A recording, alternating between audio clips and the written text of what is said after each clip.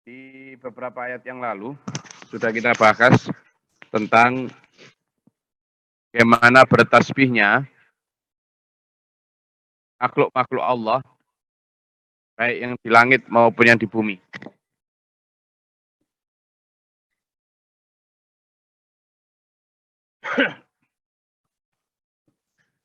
Dan itu juga sudah dibuktikan oleh beberapa penelitian bahwa bahkan dedaunan tidak hanya makhluk yang bersifat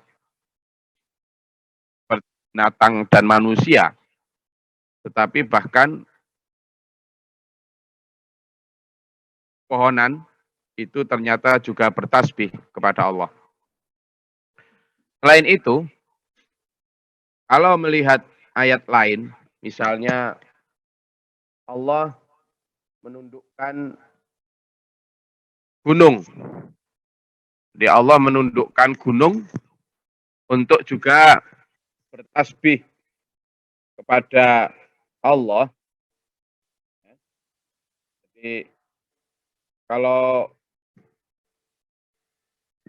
melihat itu berarti kalau kita lihat ya, gunung itu terdiri dari apa? Gunung terdiri dari apa? Batu, pasir. Batu, pasir, macam-macam wes. Ternyata menurut Allah, bahkan kita harus percaya itu, bahwa gunung-gunung juga bertasbih kepada Allah, ya, kepada Allah. Misalnya coba dibuka, banyak itu beberapa, tapi saya kasih satu contoh dalam surat Shad, ayat ke-18, ya, surat Shad ayat 18.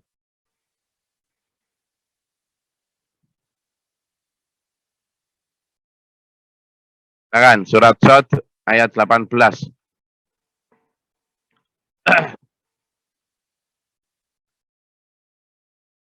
Supaya kita sadar bahwa definisi makhluk atau makhluk hidup itu tidak hanya yang sekedar tampak, bergerak atau bernafas.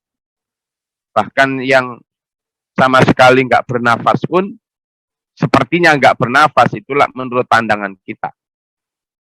Sudah ketemu? Surat Shad ayat 18. Surat Shad, surat keberapa? Nah, silakan. Yang belum pernah baca nih, dibaca artinya. Baik, kita memahami sabbillahi ma fis samawati wa fil ardi ini dengan lebih luas maknanya, definisinya. Ini nanti ujungnya juga akan membuat kita itu sangat cinta dengan ciptaan Allah, dengan alam semesta ini. Tidak menjadi perusak-perusak alam. Baik sampean jadi pengusaha, penguasa. Kalau sampean jadi pengusaha, sampean tidak akan mengusahakan atau membuat industri yang merusak alam. Tuh. Seolah-olah sampean bumi semaunya itu, bumi itu diam. Enggak. Itu makhluk Allah itu. Yang tiap hari bertasbih kepada Allah. Sudah ketemu surat Shad ayat 18? Sudah. Jadi di sana dijelaskan bahwa jelas banget kami menundukkan gunung untuk bertasbih bersama Daud. Satu di antara. Silakan. Siapa yang baca? Izin Gus. A'udzubillahi minasyaitonirrajim. Bismillahirrahmanirrahim. Sungguh kamilah yang menundukkan gunung-gunung untuk bertasbih bersama dia atau Daud pada waktu petang dan pagi. Shadaqallahul azim.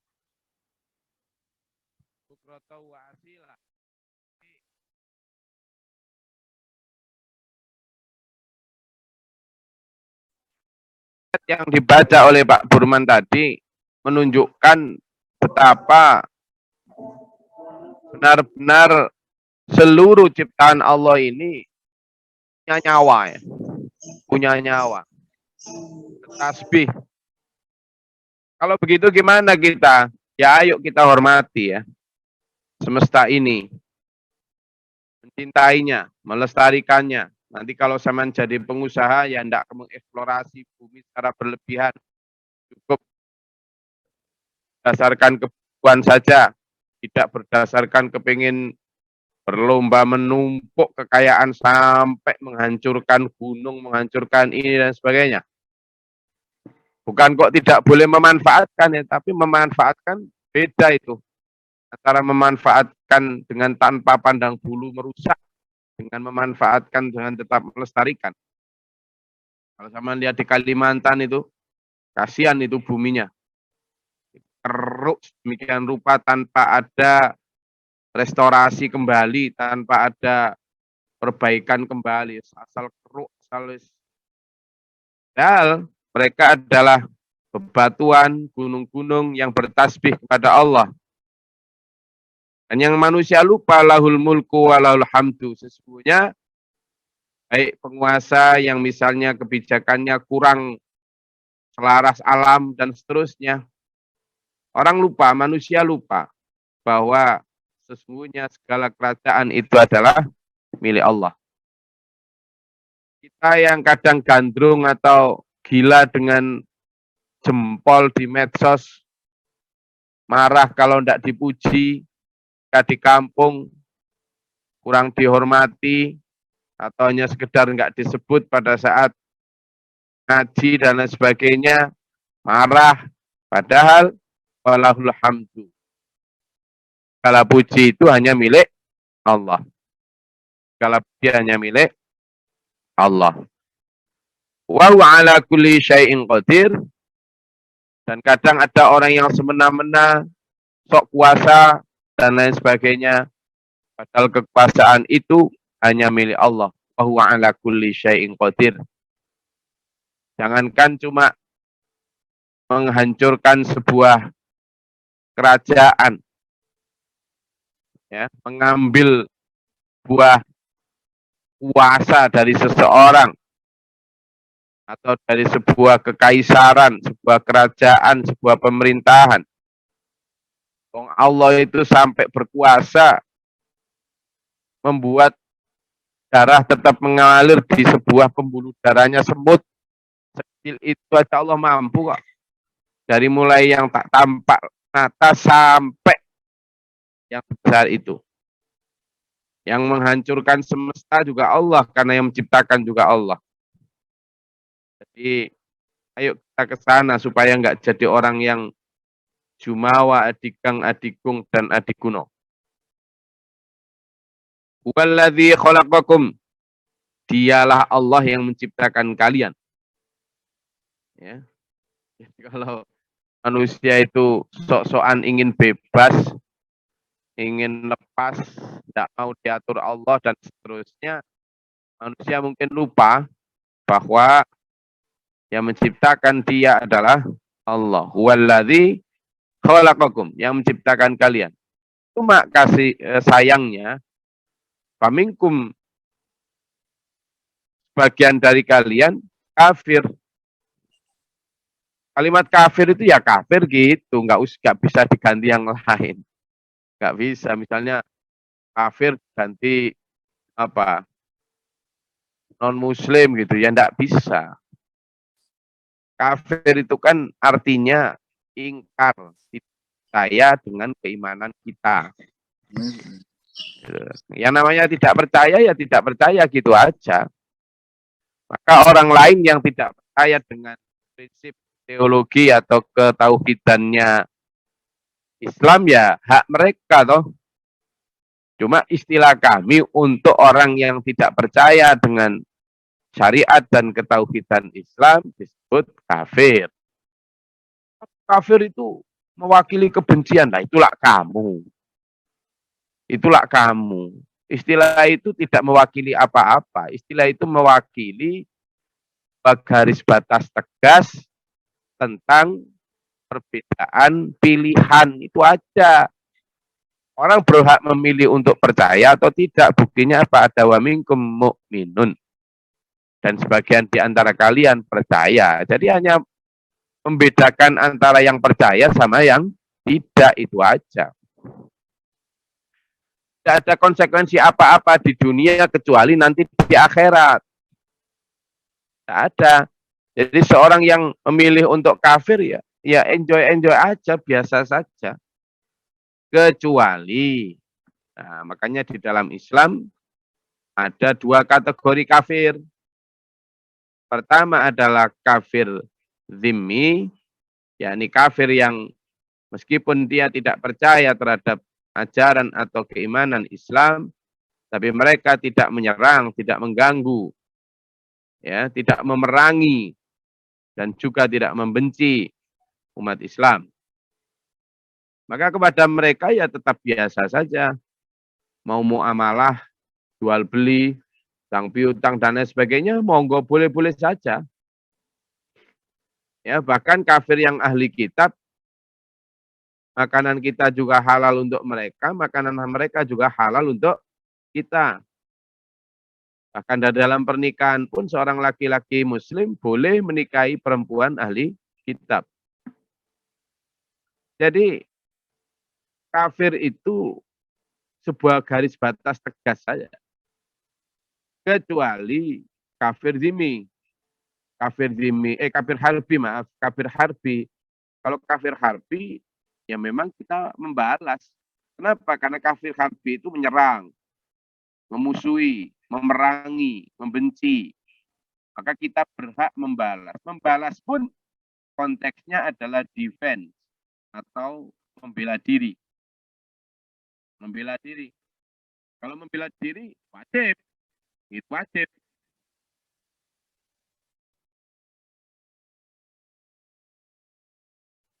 Dalam membela diri, maka kafir yang harbi pun tidak pakai kafir pun kalau kita diserang orang ya tetap harus membela diri. Gitu. Jadi kalau yang kemudian menyerang itu sampai mati, ya enggak dimaksud pembunuhan lah, kok malah dijadikan tersangka gimana. Jadi begitu, mikirnya adalah pembelaan diri. Pembelaan diri. Oh namanya dibegal kok gimana? Dibegal kok disuruh monggo gimana? Dalam Islam itu sudah jelas.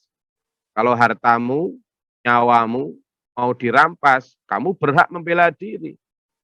Bagaimana kalau mereka mau membunuh kita ya Rasul? Ya kamu membela diri. Bagaimana kalau kita membela diri sampai lalu dia terbunuh? Hadisnya jelas, dia yang masuk neraka, gitu. Ya. Jadi sudah jelas. Kan kita tidak sedang ke jalan untuk mau membunuh orang. Kita kan ke jalan untuk sholat, ya untuk cari nafkah untuk anak istri, terus dicegat, diminta, terus silakan, mohon maaf ya, tadi saya lewat sini nggak sengaja. Ini apa ini? Ya kan? Nah, kembali ke bahasan kafir ya, nyerempet kita. Nah, jadi kembali ke bahasan kafir di sana. Kalau memang kafirnya kayak kafirnya Belanda zaman masuk ke Indonesia, lawan, tidak ada kata lain. Gitu loh. Jadi, kafirnya Belanda itu kan dia sudah kafir, datang ke sini mau menjajah Indonesia, udah begitu pun dengan kekerasan. Pada saat seperti itu, ya tidak berlaku ajaran anti kekerasan.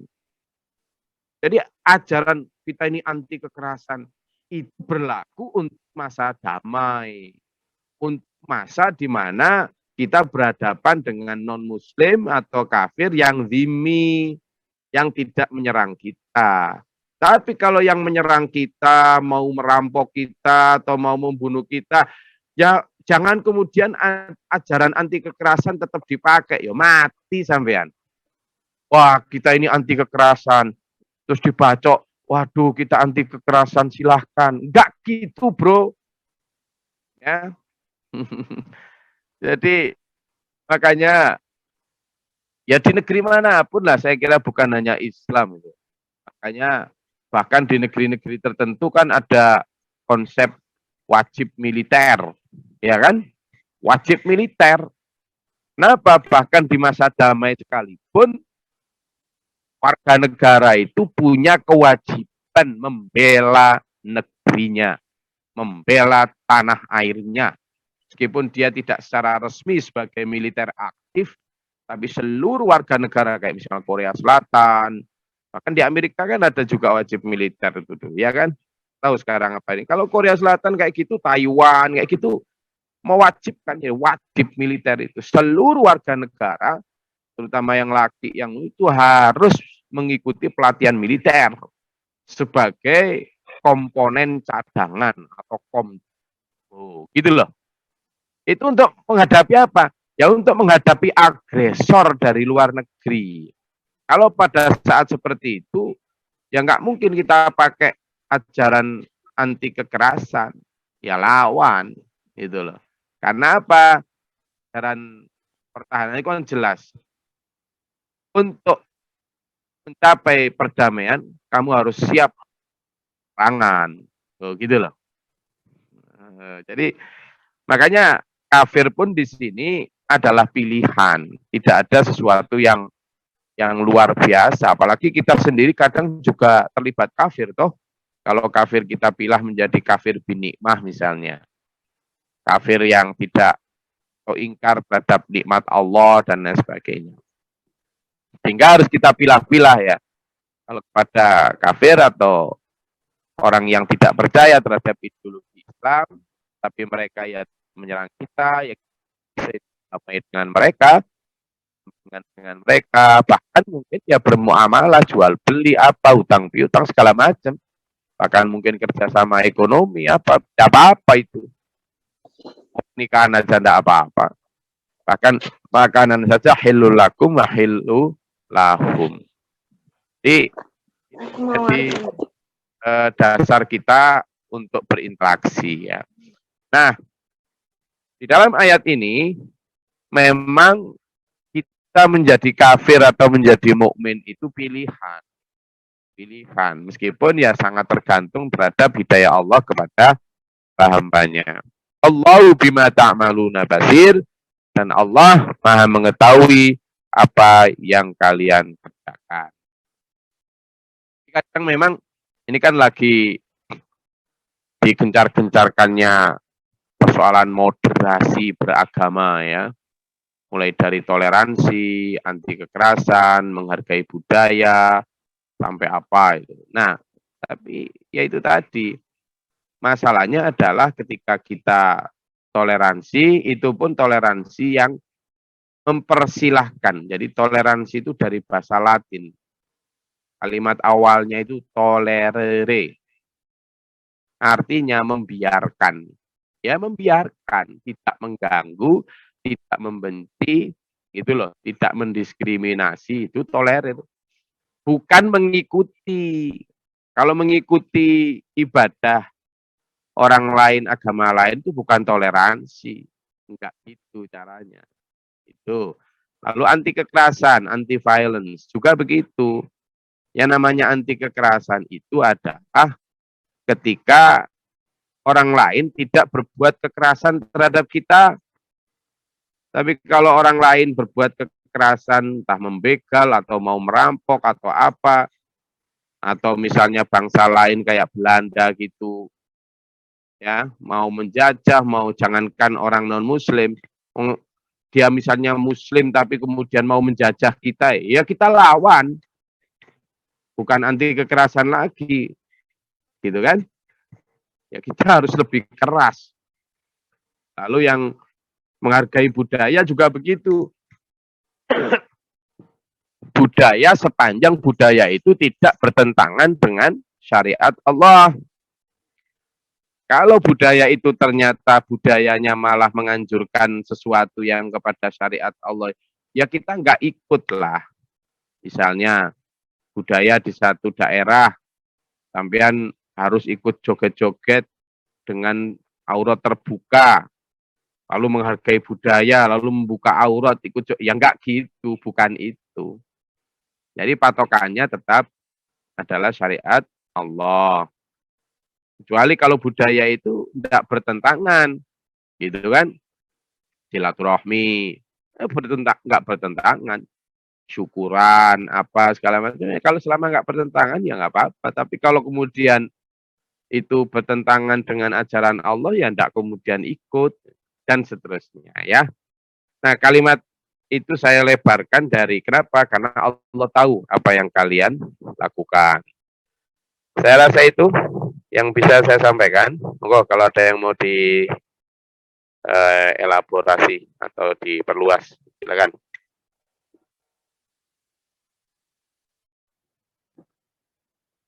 Cintanya Gus.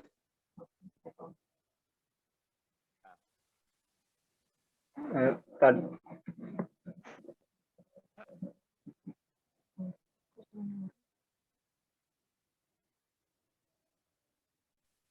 Silakan. tadi Gus Glory menerangkan bahwa ada kafir dini dan kafir harbi. Bahkan laki-laki yang beriman boleh menikahi perempuan yang kafir dini. Mohon penjelasannya Gus. Matur suwun. Zaman mau nikah lagi ta? Boleh, Gus. Buatan Gus. Boleh. Loh. Itu istrinya yang ngomong boleh di sebelahnya itu.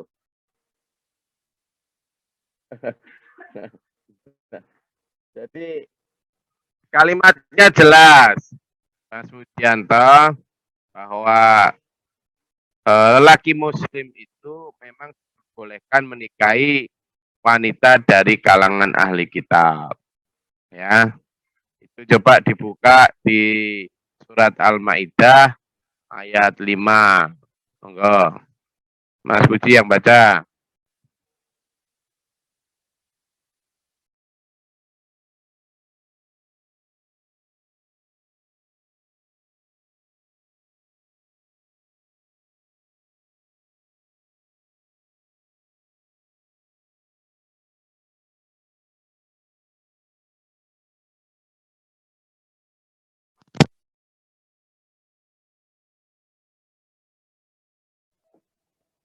A'udzubillahi minasyaitonirrajim. Pada hari ini dihalalkan bagimu segala yang baik-baik. Makanan sembelihan ahli kitab itu halal bagimu, dan makananmu halal bagi mereka. Dan dihalalkan bagimu menikahi perempuan-perempuan yang menjaga kehormatan di antara perempuan-perempuan yang beriman dan perempuan-perempuan yang menjaga kehormatan di antara orang-orang yang diberi kitab sebelum kamu. Apabila kamu membayar mas kawin mereka untuk menikahinya, tidak bermaksud berzina dan bukan untuk menjadikan perempuan piaraan. Barang siapa kafir setelah beriman, maka sungguh sia-sia amal mereka, dan di akhirat dia termasuk orang-orang yang merugi. Shadaqallahul azim. Ya, jadi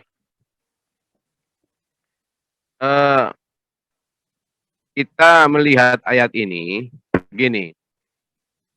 Ayat ini adalah bicara tentang kebolehan menikahi ahli kitab. Siapa definisi ahli kitab itu? Ahli kitab waktu itu adalah Yahudi dan Nasrani. Yahudi dan Nasrani. Kenapa mereka masih boleh dinikahi? Karena mereka dianggap masih bertuhan yang sama dengan kita, yakni Allah. Meskipun di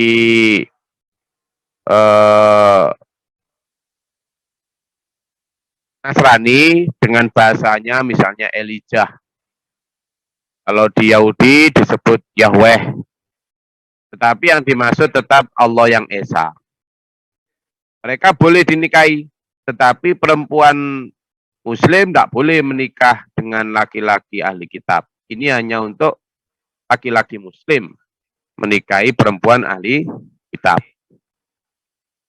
Pada zaman itu ada dua kejadian di mana Utsman bin Affan, ya Utsman bin Affan nikahi seorang perempuan ahli kitab yang bernama Nailah binti Al-Gharamita Al-Kalbiyah.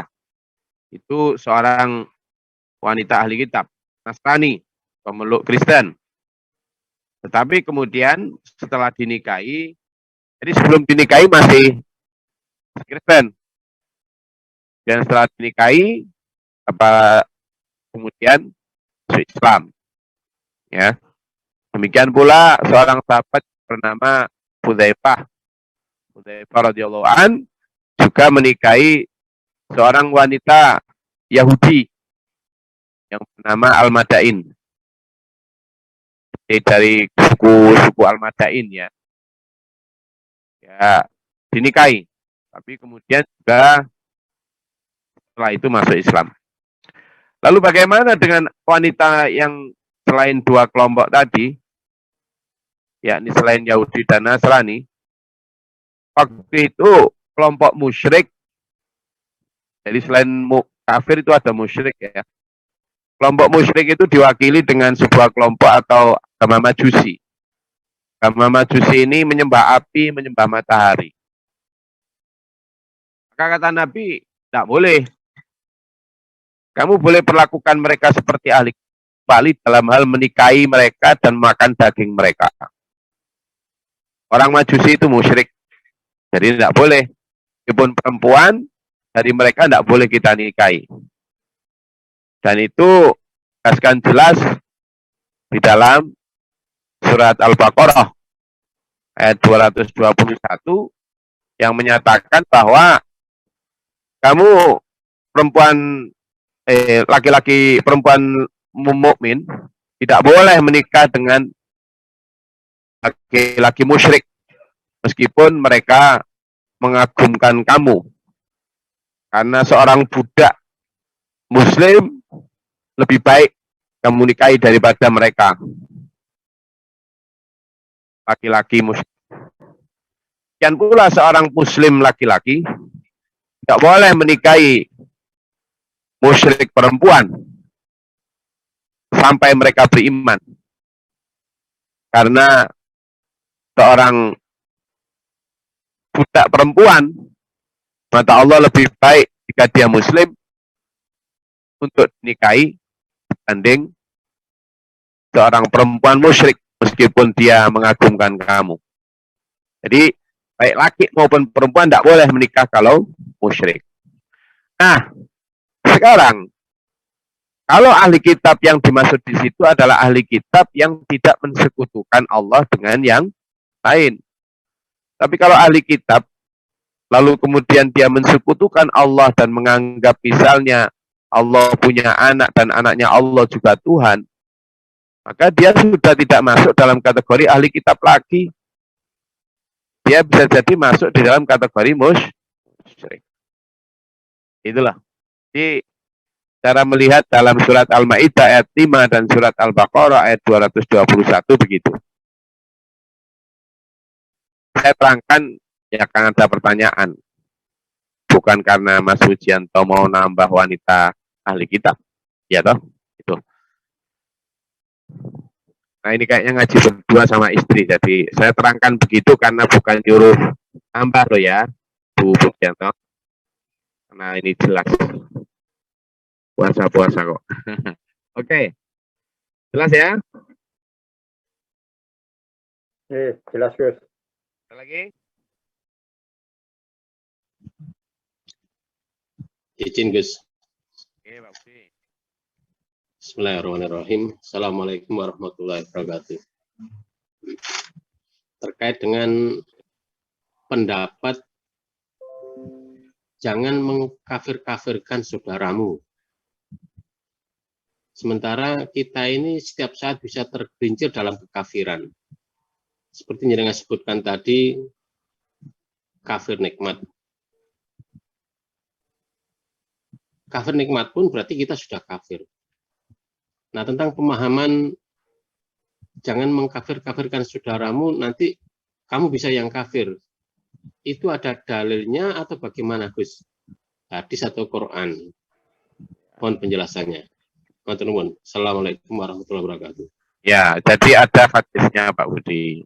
Hadis itu diriwayatkan oleh hadis riwayat Bukhari. Dicatat ya nomornya. Hadis riwayat Bukhari dari Abu Dzar. Hadis riwayat nomor pertama 6045. Dan yang kedua adalah hadis riwayat Bukhari lagi. Itu pada 6104. Bunyinya gini. Bismillahirrahmanirrahim. La yarmi rajulan, ya. La yarmi rajulan bil fusuqi. Wala yarmihi bil kufri. Illa irtaddat alaihi illam yakun sahibu kadzalik. Jadi artinya begini, Rasulullah bersabda, janganlah seseorang la yarmi rajulun, seorang laki-laki menyebut rajulan, laki-laki yang lain, bil fusuk, dengan tujuan fasik. Ya kayak munafik kemarin tuh yang kita bahas ya. Wala yarmihi, dan jangan juga menyebutnya bil kufri, dengan tuduhan kafir. Illar tadat alaihi, kecuali tuduhan itu akan kembali kepadanya. Balik kepadanya. Illam yakun sahibuhu kadzalik. Jika orang lain itu tidak seperti yang disebutkan. Tapi artinya apa? Mafhum mukhalafahnya.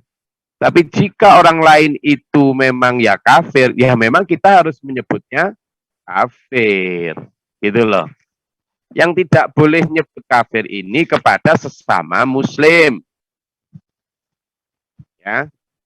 Dia muslim, lalu kita sebut kafir kamu. Nah, ini tidak boleh. Tetapi kalau kita menyebut memang sesama, memang kemudian itu teman kan kafir, gitu biasa aja, memang dia non muslim kan gitu. Tidak dengan kebencian, ya biasa aja, sebuah status gitu. Nah, tapi kalau kemudian kafir ini dimaknakan luas, misalnya seperti kafir di dalam kafir bin nikmah, itu pun tidak boleh dengan untuk menyebut orang lain, tapi itu untuk refleksi terhadap diri kita masing-masing. Karena pemahaman definisi kafir itu seringkali hanya dipersempit pada kafir billah, orang yang tidak percaya Allah. Sehingga ketika ada orang lain misalnya kurang bersyukur, lalu kita sebut kafir, kadang tidak mau. Ya. Jadi sebenarnya sifatnya itu kufur, orang yang bersifat kufur itu disebut kafir. Gitu loh. Jadi sifatnya itu kufur. Kayak kemarin misalnya sifatnya nifak, orang yang punya sifat nifak disebut munafik. Maka kufur itu kufur bin nikmah. Kalau gitu dia kafir. Iya, tapi kafir di dalam bab nikmah. Karena nanti akan beda ini. Lalu yang di dalam hadis riwayat Bukhari yang 6104 itu dijelaskan ayyuma rajulin, siapapun laki-laki atau seseorang, qala li akhi, yang berkata kepada saudaranya, ya kafir, wahai kafir, biha aduma, maka bisa jadi akan kembali ke salah satu dari keduanya.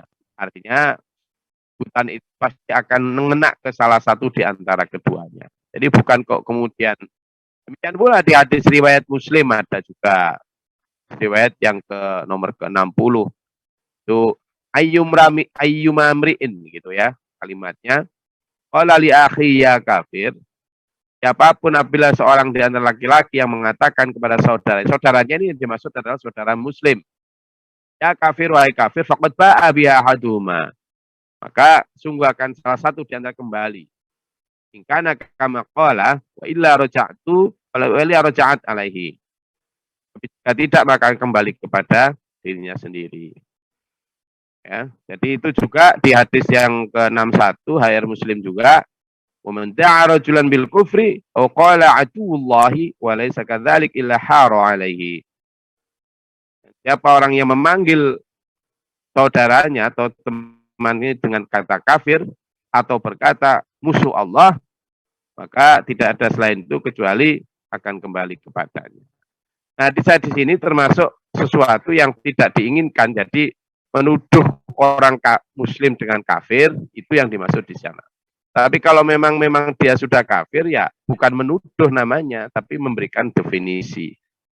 Itu aja. Nah, untuk yang kafir dalam arti luas, seperti misalnya kafir binikmat dan lain sebagainya, itu lebih kepada introspeksi untuk diri masing-masing. Saya rasa itu kajian kita pada pagi hari ini. Semoga Allah merahmati meridai kita. Untuk kita dalam siratal mustaqim ila amin. Allahumma sholli wa sallim barik ala sayyidina Muhammad.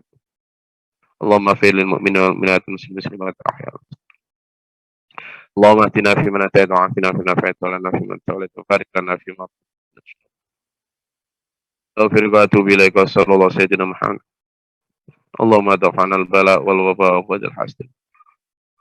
Rabbana najina walina wa syafi'na min qawmi dhalimin rabbana la taj'alna fi qawmi dhalimin. ربنا آمنا فاكتبنا مع الشاهدين ربنا لا تزغ قلوبنا بعد إذ هديتنا وهب لنا من لدنك ربي أعوذ بك من همزات الشياطين وأعوذ بك ربي يحضرون فاشرح لنا صدرنا ربنا اجعلنا مسلمين لك ومن ذريتنا أمة مسلمة ربنا آتنا في الدنيا حسنة وفي الآخرة حسنة وقنا عذاب النار ربنا تقبل دعاء سبحان ربك رب العزة عما يصفون وسلام على محمد والسلام عليكم ورحمة الله وبركاته. Waalaikumsalam warahmatullahi wabarakatuh. Turun, Gus.